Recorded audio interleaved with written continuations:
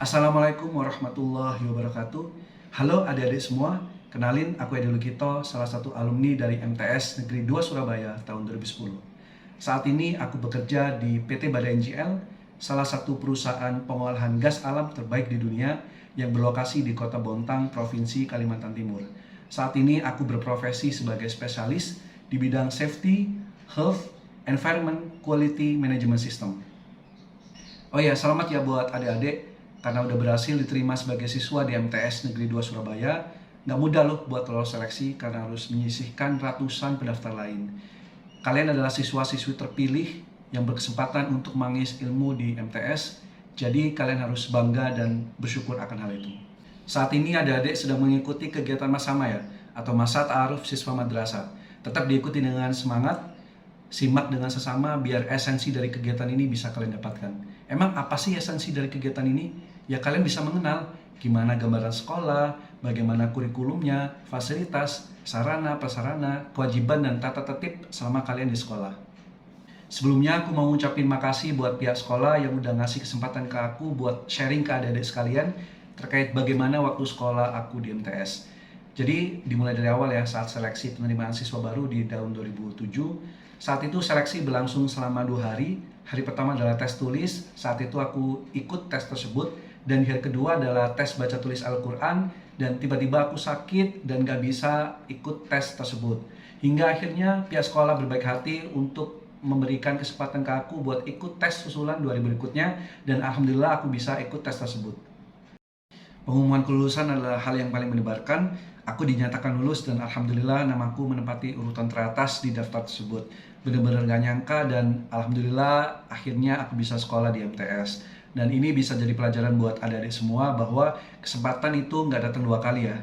Kesempatan yang telah ada itu harus dimanfaatin dengan sebaik-baiknya dan setelah itu serahkan hasilnya kepada Allah. Oke, aku lanjut flashback ke zaman sekolah dulu ya.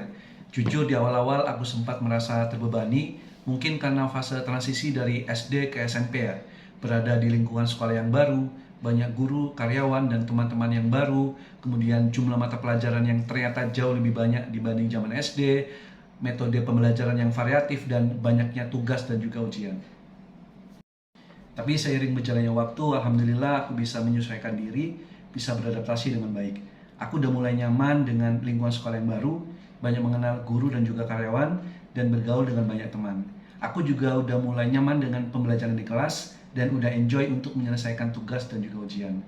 Dan mungkin teman-teman atau adik-adik sekalian akan mengalami hal serupa, yang penting harus bisa beradaptasi dengan baik. Perlu adik-adik ketahui, sedari awal aku masuk MTS, aku sudah berkomitmen dan bertekad gimana caranya selama sekolah aku bisa berprestasi dan bagaimana caranya bisa menjadi siswa yang terbaik di sekolah. Nah, waktu guru mengajar di kelas, aku berusaha untuk menyimak dengan seksama dan kalau ada yang kurang bisa dipahami, aku langsung tanyakan saat itu juga biar bisa lebih jelas. Kemudian saat guru bertanya soal materi pelajaran, sebisa mungkin aku jawab paling cepat dan juga kalau guru minta kita maju ke depan buat jawab soal, gimana caranya aku bisa maju duluan. Nah, pokoknya aku tuh berusaha buat aktif, kemudian pede dan juga gak malu. Nah, ini bisa jadi catatan buat adik-adik sekalian, buat selalu aktif, pede dan juga gak malu-malu saat sekolah. Berikutnya, kalau ada tugas atau PR dari guru, sebisa mungkin aku kerjain sendiri dan selesaikan semua. Kemudian kalau ada teman yang nggak bisa atau nggak tahu, bisa kita ajarin dan sebaliknya. Pokoknya kita harus saling membantu antar teman. Nah, kalau ada kuis atau ulangan harian, aku selalu meluangkan waktu yang cukup untuk bisa mempelajari materi dan juga latihan soal. Apalagi waktu UTS atau UAS, aku bisa belajar 4-8 jam per hari tergantung jumlah mata pelajaran yang akan diujikan di esok hari. Aku masih ingat dulu kan ujiannya rata-rata sehari bisa 4 mata pelajaran ya. Jadi selepas pulang sekolah, aku cuma istirahat bentar, terus lanjut belajar rata-rata dari jam 2 siang sampai jam 10 malam. Dan paginya pada subuh aku juga masih bisa sempetin buat belajar lagi. Jadi nggak main-main ya persiapan buat ujian ya adik-adik. Capek nggak sih? Iya. Bosan nggak sih? Ya pasti. Tapi tetap kita harus usaha dan ikhtiar semaksimal mungkin biar bisa dapat hasil yang terbaik. Selebihnya kita serahkan ke Allah SWT. Insya Allah hasil tidak akan mengkhianati usaha ya adik-adik. Dan alhamdulillah di tahun pertama sampai tahun ketiga, alhamdulillah aku berhasil meraih peringkat pertama sekolah. Sebenarnya nggak nyangka sih bisa meraih itu semua dan konsisten. Karena banyak teman-teman lain yang juga pinter. Senang dan bangga jadi satu, pokoknya banyak-banyak syukur aja. Alhamdulillah bisa bikin bangga orang tua dan keluarga. Dan ini bisa jadi pelajaran buat adik-adik sekalian. Karena salah satu cara buat bikin keluarga bangga adalah dengan berprestasi di sekolah. Dan untuk mencapai prestasi tersebut, itu dibutuhkan usaha dan juga ikhtiar yang kuat. Selanjutnya, pernah menang lomba nggak sih? Dulu alhamdulillah beberapa kali ikut lomba yang mewakili sekolah, ada yang menang dan ada juga yang enggak. Waktu kelas 8, alhamdulillah aku dikasih kesempatan sama guru bahasa Inggris saat itu buat ikut lomba pidato bahasa Inggris se Surabaya. Aku masih ingat, aku dibina dan dibimbing banget buat persiapan lomba itu. Latihan, latihan, dan terus latihan. Hingga akhirnya alhamdulillah aku bisa meraih juara 3. Berikutnya, aku juga pernah diikutkan Olimpiade Matematika tingkat Kota Surabaya bersama teman sekelas. Kami banyak dibimbing oleh Bapak Ibu guru saat itu. Selain bimbing di sekolah, kami juga latihan secara mandiri mengerjakan soal di rumah. Dan alhamdulillah, kami saat itu berhasil memenangkan Olimpiade tersebut. Ini buat motivasi teman-teman sekalian ya. Jadi gali apa bakat dan minat adik-adik sekalian, asal terus itu apapun bidangnya, bisa bidang akademis maupun bidang lain seperti olahraga, seni, bahasa, dan lain sebagainya. Karena siswa yang pintar atau yang cerdas itu nggak cuma prestasi di bidang akademik, tapi juga prestasi di bidang-bidang lain. Adik-adik pasti mikir ya, kok kayaknya lancar-lancar aja ya aku selama sekolah. Ya nggak juga, saat itu ada juga kendala dan keterbatasan yang harus aku hadapi. Saat itu ekonomi keluarga bisa dibilang kurang cukup.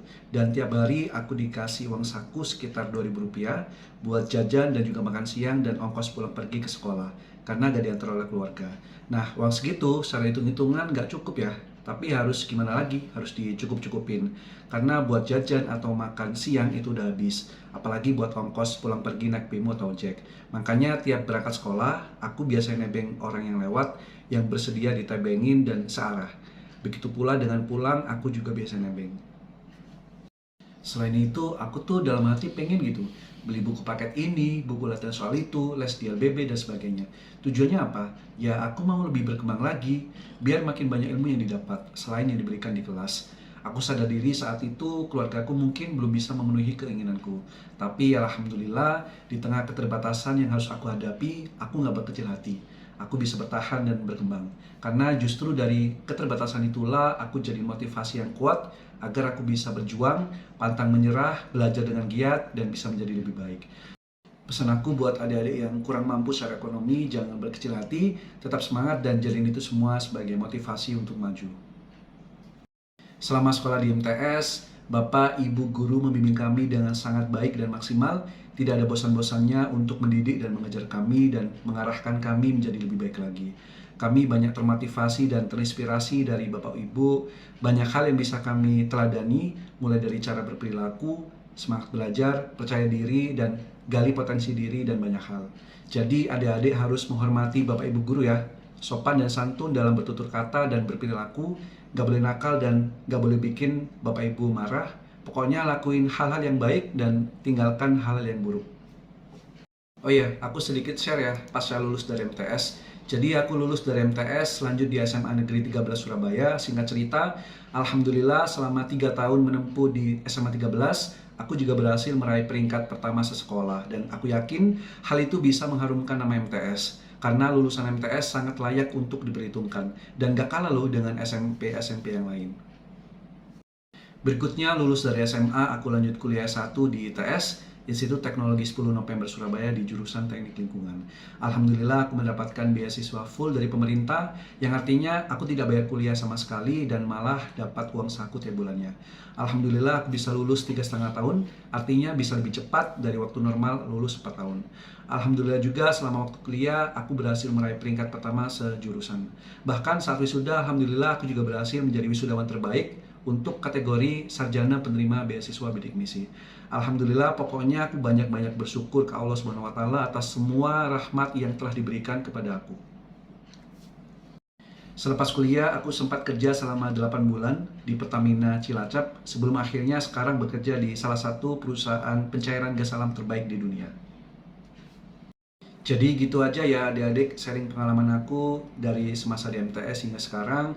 Mohon maaf bila ada yang kurang berkenan. Semoga ada hal baik yang bisa kalian jadikan motivasi dan tetap semangat, terus berjuang, pantang menyerah, dan raih banyak prestasi. Bikin keluarga, sekolah, dan bangsa ini bangga telah memiliki kalian. Terima kasih. Wassalamualaikum warahmatullahi wabarakatuh.